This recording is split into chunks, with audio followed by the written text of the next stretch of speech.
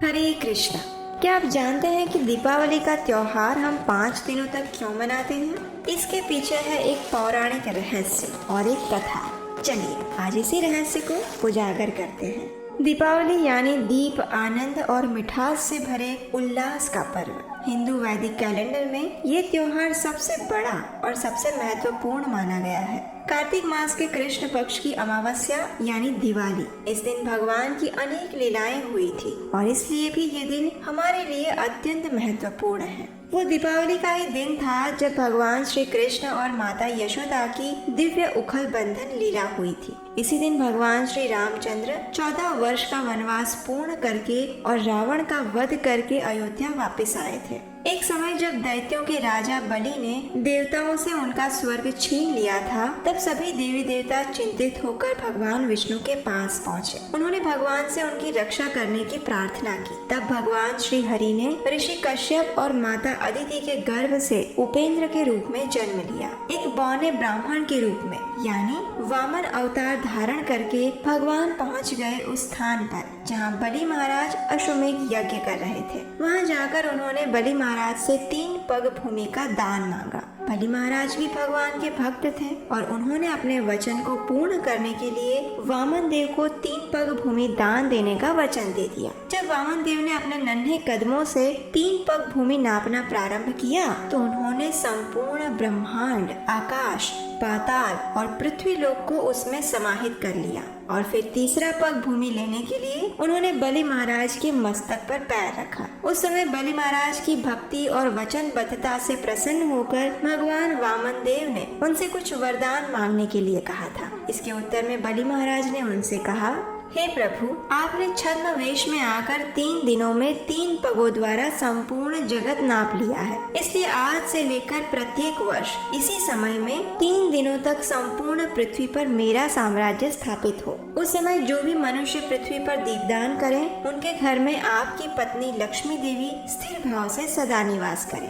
तो यही कारण है कि दिवाली के समय में 3 दिनों तक यानी चतुर्दशी, दिवाली और गोवर्धन पूजा में बलि महाराज का साम्राज्य पृथ्वी पर रहता है। इसलिए इसे एक उत्सव के रूप में हम मनाते हैं और यही कारण है कि इन दिनों में लक्ष्मी देवी की पूजा अर्चना की जाती है। स्कंद पुराण में बताया गया है कि कार्तिक अमावस्या के दिन यानी दीपावली के दिन मनुष्य को प्रातः ब्रह्म मुहूर्त में उठकर स्नान करना चाहिए। तत्पश्चात भक्ति भाव पूर्वक भगवान श्री कृष्ण, देवताओं और पितरों की पूजा और उन्हें प्रणाम करना चाहिए। ऐसा कहा गया है कि इस दिन बालकों और रोगियों के सिवा किसी को भी दिन में भोजन नहीं करना चाहिए, लेकिन इसमें अपवाद हो सकते हैं। संध्या के समय लक्ष्मी देवी का पूजन करना चाहिए। स्कंद पुराण में यमराज जी अपने दूतों से कहते हैं कि दीपावली के दिन लक्ष्मी जी का सुख बढ़ाने के लिए जो व्यक्ति कमल पुष्पों की शैया बनाता है, उसके घर को छोड़कर लक्ष्मी जी कभी नहीं जाती। जावित्री, लवंग, इलायची और कपूर के साथ गाय के दूध को अच्छी तरह पकाकर उसमें आवश्यकता अनुसार शक्कर डालकर लड्डू बनाएं और उसे महालक्ष्मी जी को अर्पित करें। पूजा के समय लक्ष्मी देवी से इस प्रकार प्रार्थना करते हुए कहें, हे दीपक की ज्योति में विराजमान महालक्ष्मी, आप ज्योतिर्मयी हो, हम आपको नमस्कार करते हैं। कार्तिक की दीपावली के पवित्र दिन को इस भूतल पर और गौओं के गोष्ठ में जो लक्ष्मी देवी शोभा पाती है, वे सदा हमारे लिए वरदायिनी बने। इस प्रकार स्तुति करके प्रदोष काल में यानी संध्या समय में दीपदान करना चाहिए। अपनी शक्ति और सामर्थ्य के अनुसार घर में, द्वार पर, आंगन में दीपकों की श्रृंखला प्रज्वलित करें। इस दिन मनुष्य को नए वस्त्र और आभूषणों से सुसज्जित होना चाहिए। भगवान को अर्पित करने के लिए सुंदर मिठाइयाँ और स्वादिष्ट भोग बनाना चाहिए। पहले ब्राह्मणों और भूखे मनुष्यों को भोजन देना चाहिए और उसके बाद स्वयं भोजन लेना चाहिए। यहाँ पर हमें एक बात का विशेष ध्यान रखना चाहिए कि इस दिन हम लक्ष्मी देवी की पूजा किस भावना के साथ कर रहे हैं। कई बार लोग लक्ष्मी गणेश की पूजा करते हैं, लेकिन हमारे शास्त्रों में ऐसा कोई प्रावधान नहीं दिया गया जिसमें दीपावली की पूजा में लक्ष्मी जी और गणेश जी की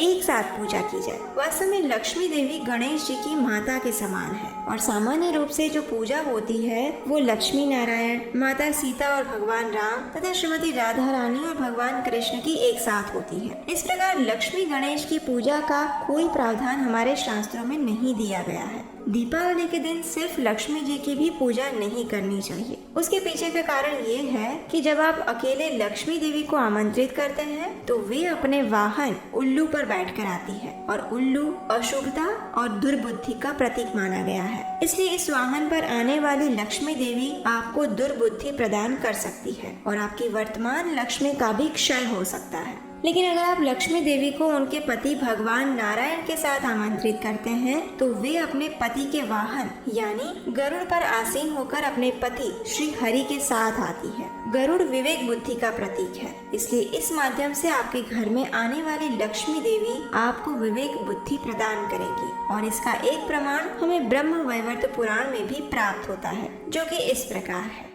यत्र प्रशंसा कृष्णस्य तद्भक्तस्य पितामहः सा च कृष्णप्रिया देवी तत्र तिष्ठति संततम्।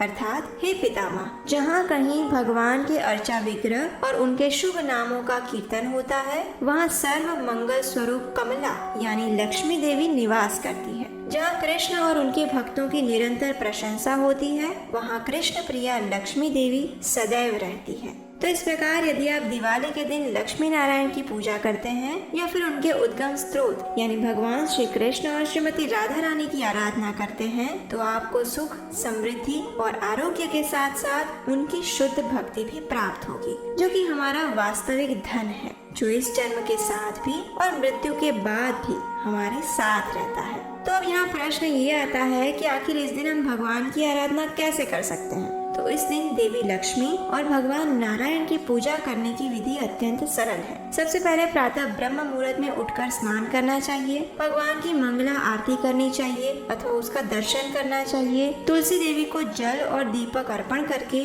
उनकी पूजा करनी चाहिए। उनके समक्ष बैठकर हरे कृष्ण महामंत्र की अधिक से अधिक माला का जप करना चाहिए। इस दिन अपने घर को स्वच्छ करके भगवान के लिए अपनी क्षमता अनुसार स्वादिष्ट भोग और व्यंजन तैयार करने चाहिए। इस दिन नए और स्वच्छ वस्त्र तथा आभूषणों से सुसज्जित होकर संध्या के समय भगवान के समक्ष दीपदान करना चाहिए। दामोदर अष्टकम का पाठ करना चाहिए, घर में कीर्तन करना चाहिए, अपनी क्षमता अनुसार कुछ न कुछ दान देना चाहिए। घर में, मंदिर में, आंगन में अनेक दीपक प्रज्वलित करने चाहिए और लक्ष्मी देवी तथा भगवान नारायण से प्रार्थना करनी चाहिए कि वे आपको तथा आपके परिवार को भगवान श्री कृष्ण की शुद्ध भक्ति, स्वस्थ आरोग्य और सात्विक लक्ष्मी प्रदान करें।